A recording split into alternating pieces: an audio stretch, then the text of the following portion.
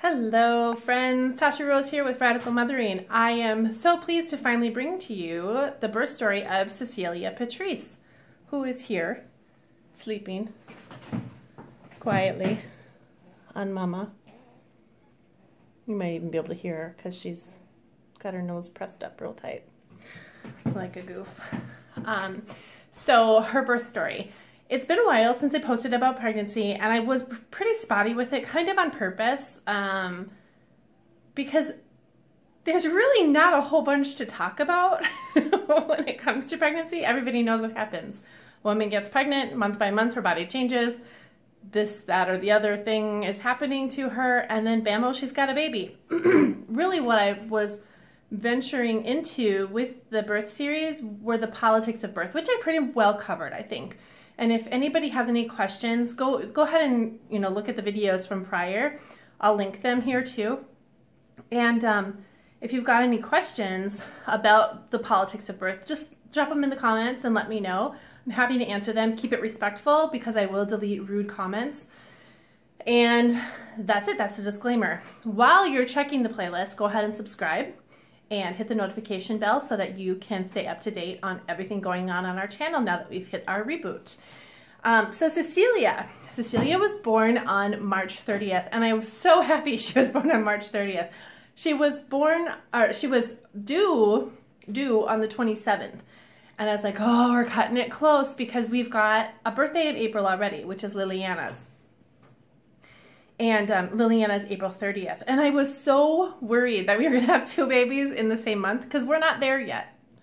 Like, we only have 7 children. We don't need to be doubling up the months yet, We'll wait until after we've got 10. Once we've got the full calendar filled, we've got 10 children and then including myself and Travis. Once we've got the calendar filled, then we can start doubling up if we get to that point, God willing. So she was born on the 30th, and it's funny because I was totally not expecting it. Per usual, I have no symptoms that I'm actually going to be going into labor anytime soon. So Friday night, let's see, was Friday night? Yes, Friday night, the kids were like, okay, we know Mom's overdue, so we're going to go inspire her to have a dance party in the bedroom. But Mom was too tired to have a dance party, so I just sat on my yoga ball bouncing.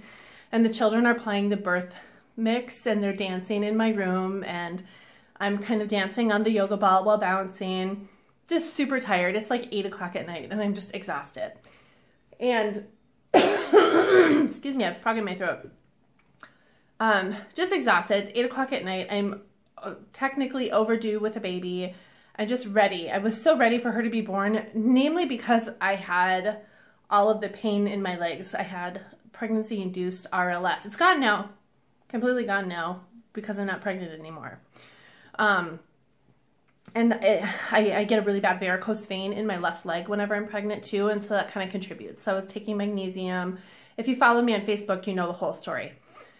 So I was just exhausted, and wanting to go to bed. We finished up our dance party, we did our family devotions, and everybody went to bed. And I think Travis and I, we might have watched a show or something Friday night.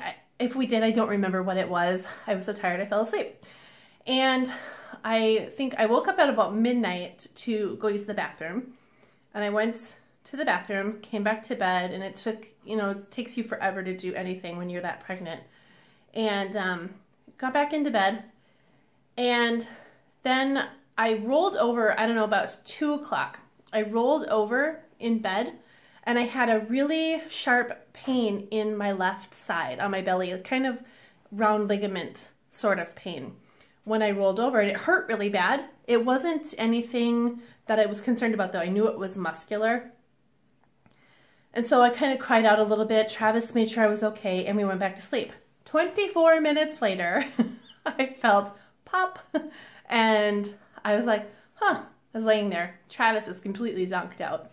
I was laying there and I'm thinking, that might have been my water. So I gave that little like that, and sure enough, the gush just happened, and I was convicted that my water had been broken because my bed was now soaking wet. Now, I did have on my bed, if you've seen in my Instagram story, I showed a picture of my bed all made. It was double made. So I had the sheets that I would crawl into after birth with a shower curtain on top, and then sheets that we were presently sleeping on top of the shower curtain. So my bed is fine. Don't worry about my bed. It's not gross and stinky with amniotic fluid. So water breaks, and I go, oh, well, I guess that happened. And I turned on the light next to my bed, and Travis goes, everything okay? But he's still delirious and sleeping, basically asking me this question. I said, yeah, everything's fine. I think my water just broke though. And he goes, oh. Just proceeds to continue sleeping. It was really funny. And I said, I couldn't, where I was sitting on my bed, all of my supplies were right there and accessible, except my bottom wasn't close enough to where my nightstand was, so I couldn't quite reach everything. And if I had, I would have spilled water all over my bed, all over my floor, my bed frame. We have an IKEA Malm bed. So I would have spilled water all over my floor, all over my bed. And so I needed help. So I said, Travis, I need your help. Can you get these things? He goes, what's going on? I said, my water broke. He goes, oh, well, and that perked him up. He woke up. So we spread everything out. I got some Chuck's pads underneath me right away, got onto the yoga ball. And he spread out the plastic sheeting and then the old sheets that we use when I give birth. So I use like plastic drop cloth type sheeting. We put that on the floor, and then cotton sheets to actually be on so it's comfortable. And the floor is protected. So I'm bouncing on the ball. We've got music going because I need to have music when I'm giving birth. And bouncing, doing my thing. The contractions are coming slowly, and then they start coming quickly, and then they backed off a little bit. And he's like, that's funny. Should we wake up the children now? And I said, well, no, not quite yet. You know, and it's like, I don't know, 3 o'clock in the morning at this point. And I said, let's just let them sleep a little bit longer. If she comes and they're not up here, it's going to be fine. They'll just wake up and they'll have a baby. Or if baby comes, we didn't know she was a she. If baby comes, then, you know, they'll just wake up and they'll have a new sibling in the morning, and that will be kind of funny. And then I was like, eventually, you know, they start getting really good. I'm getting loud. He's like, well, maybe we should go wake them up. So he went and woke up the girls first, and they're all 3 in the upstairs where we are, so that was easy.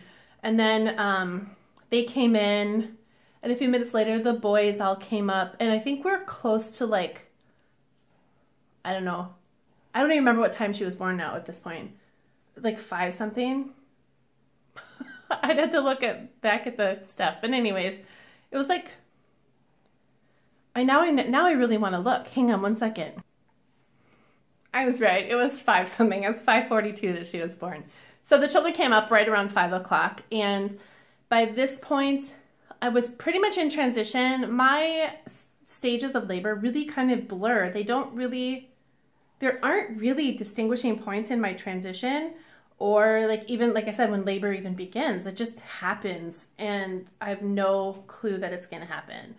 And that can actually be really frustrating because so many women, you've got that clue that you're going to go into labor, having attended so many women in birth too. You know, they're like, oh yeah, I kind of figured because this and this throughout the day. I had none of that. None of that. So I'm laboring along and it was hurting, and I'm like, why is it hurting so bad? Because if you followed me for long enough, I'm blessed to not have ever had any really horrible pain in labor. Sure that, you know, you get the ring of fire when baby's crowning and whatnot, but aside from that, it's never really that painful for me. And I guess pain is subjective. So I'm having lots of back labor, and I've never had back labor before. And I'm like, Travis, you need to push. And I'm having him push on my low back, and he's rubbing during the contractions. And then all of a sudden I was like, stop pushing. And I was pushing her. I don't remember how many times I pushed. I want to say 6 to 8 times I had to push to get her out. I was pushing. I did poop. You guys. I still think we're going to take an aside here. We're just going to take a moment. There are things that are undignified in labor. Pooping is one of them. And I pooped. And I never have before in labor. So there are lots of never have happened this time around. So I want you to remember in Jurassic Park, the big dinosaur mound. It's the only thing I could conjure. And I'm sorry that this is a little graphic, but that happened. And I was like mortified. And my children, Grace was so kind. She's like, children, shh. She's like shushing everybody because some of the little kids were like, ew, they were making icky sounds, you know, because they're little kids. And, you know, poop and farts are funny and gross at the same time to them. And she's shushing them. It was awful. Travis cleared it away, got me cleaned off. That's the husband that you guys want. I'm telling you that. The man who will see all of the yuck and the beauty of giving birth to his children. That's the man that you want to have. So he cleared that away really quick. She's starting to come out and there's still some mess on me. And I'm just like, you can't touch me anymore. You cannot touch my bum at this point. Stop it. I was yelling. I probably said other bad words. And she's coming out and she was coming out funny. So I was like, I asked Travis to look because I couldn't see. I was like, is it a head? I thought for a second maybe I was having a breech baby, which was confusing to me because every palpation I did, when I did fetal heart tones, etc., everything indicated that she was head down.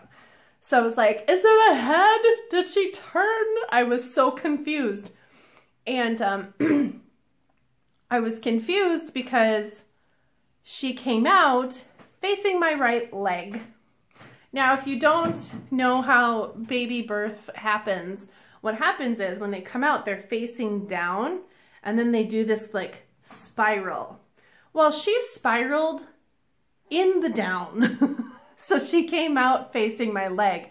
And that was what was contributing to all the back labor that I was having so quickly. Because, I mean, she was already descending and like coming out for a very long time. I mean, there's a bulge that happens in your lower regions, in your pelvic region, that it's very noticeable that there's a baby's head coming out, you know, and that before they've even crowned.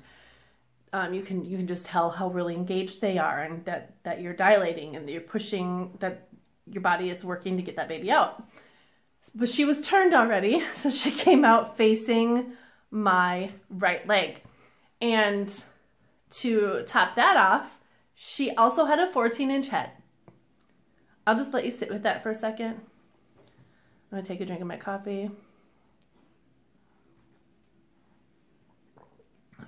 You okay? I'll just one more second. I'll give you some more time. Yeah, 14 inches. I said that. 14 inches and sideways. It was not comfortable. But she came out quickly, 5:42 in the morning. She was, it was 3 hours and 20 minutes of labor, and she was 8 pounds, 3 ounces, and 22 inches long. So she's a beastly baby, and she's got all of the fat rolls and everything that you would expect out of a squish like this, and we do love her so. She took to nursing right away. She didn't cry very much. She was just like, meh, I could just eat and go back to sleep right now. And that's basically what she did. Everybody got to hold her. Liliana got to hold her first and help cut the cord. Her cord had these really funky knots in it. The cord itself wasn't knotted, but like the veins, the vessels all in it were all really wonky looking and looked knotted. It was really cool. I'd never seen a cord look quite like that before, so it was interesting. Her placenta was awesome. It came out really quickly. It didn't get trapped this time like Henri's did. So because I take mother wort right away after babies are born, everything starts to shrink down right away. And Henri, his placenta, while it detached, it got stuck behind my cervix, so I had to yank it. It didn't hurt me because it was already detached, but I had to yank it for it to get to come out. That didn't happen this time. Came out nicely, all in one piece.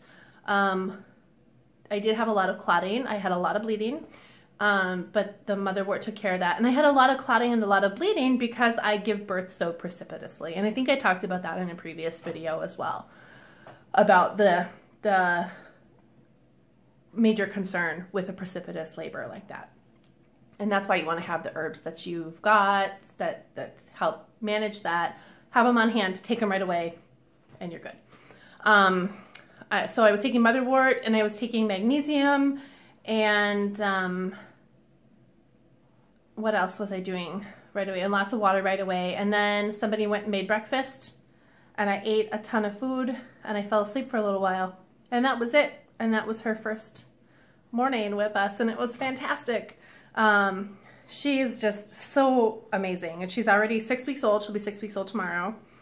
And recovery has been, and I don't like using that word recovery or healing when it comes to childbirth, because it's not trauma. You know, I'm not injured. I just gave birth. I'm not sick, but there's a rest time. So this rest time has been really great. I mean, the first 2 weeks, I didn't really go any place except for the chiropractor. I went to the chiropractor once in the first 2 weeks. The first week and a half, I mean, we went to Stations of the Cross Friday morning before she was born. And then I was up in my room after we got home from Stations and ate lunch. I went upstairs, and I didn't leave from upstairs for a week and a half. I just didn't go anywhere. Everything was brought to me. It was a really great laying in period. And then, you know, the time since then has, it's still been slow. I mean, there's still a lot of sitting down. There's still a lot of relying on older children to do a couple of things. And Travis is managing tons of things. And he's got a new contract that he's doing right now. So like, he's all over the place right now. And, let's see, we had Easter in there too. So we had all the baptisms. She was baptized. You know, you saw that whole conversion story. No, you didn't. Oh, we'll talk about that later.